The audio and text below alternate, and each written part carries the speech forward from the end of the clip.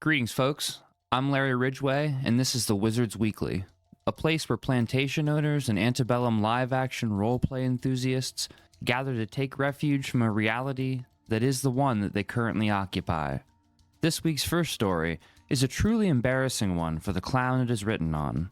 Sometimes if you build it, they don't come, said Minnesota Democratic Representative Dean Phillips.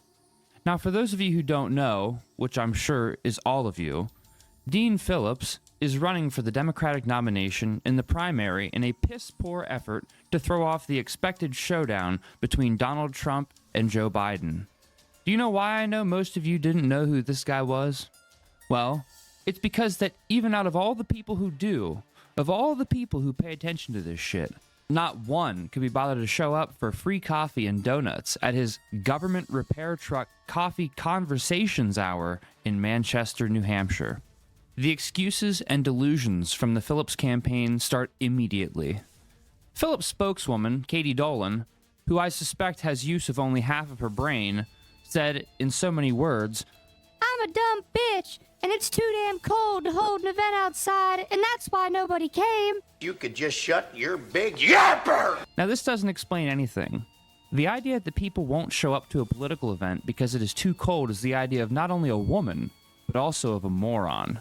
The suspected half-brain goes on to say, "We met with voters this morning, just indoors instead of outdoors." Can you shut the fuck up? Then shows a picture of Phillips talking with a whopping 14 people, none of whom even look old enough to vote. I bet that they were the children of those who staffed the Phillips campaign. Many of these kids could have been on site due to another absolutely embarrassing factor that not only adds to all of this, but disproves the half-brain woman assertion that it was just too cold outside.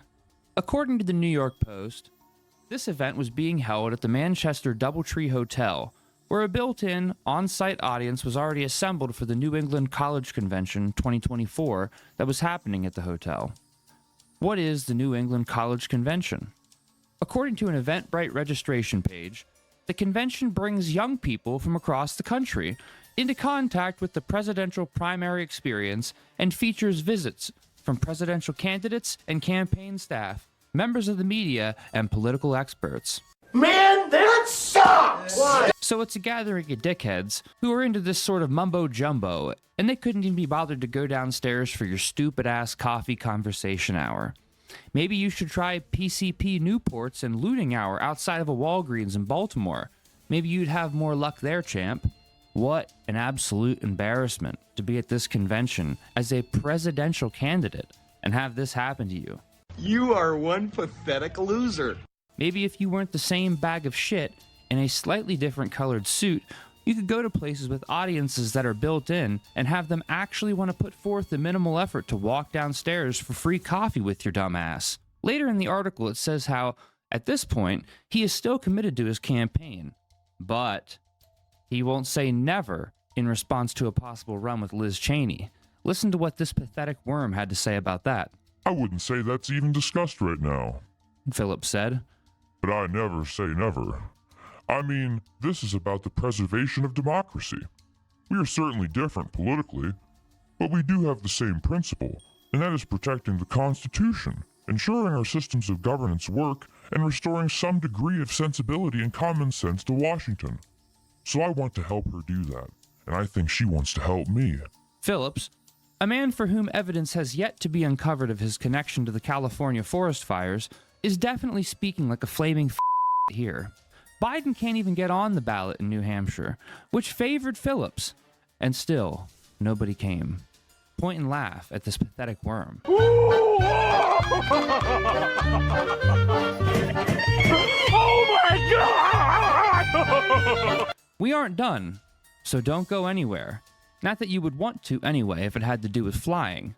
Now, I know you have all seen in the news how that plug door on a Boeing 737 MAX 9 blew out of a plane shortly after takeoff this week, but there is another reason to think about staying out of the skies. The Federal Aviation Administration, FAA, is actively recruiting workers who suffer severe intellectual disabilities, psychiatric problems, and other mental and physical conditions under a diversity and inclusion hiring initiative found on the agency's website. That's right, folks.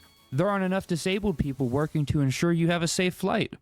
Disabilities included are as follows. Again, from their website: hearing, vision, missing extremities, partial paralysis, complete paralysis, Jesus, epilepsy, severe intellectual disability, psychiatric disability, and dwarfism. Some of those are pretty fucking extreme.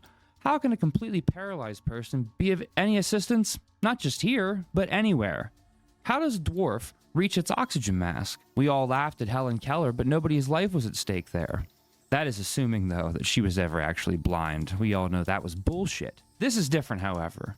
People don't want to be falling 30,000 feet from the sky because the pilot was able to get a job when he has a disability. Nobody wants to get food from a flight attendant with epilepsy. Get real. Grow up. The FAA put out some quotes that could lead you to believe they will be using the disabled the way Walmart does. They will have them doing mindless work within the agency. Here's one of those quotes.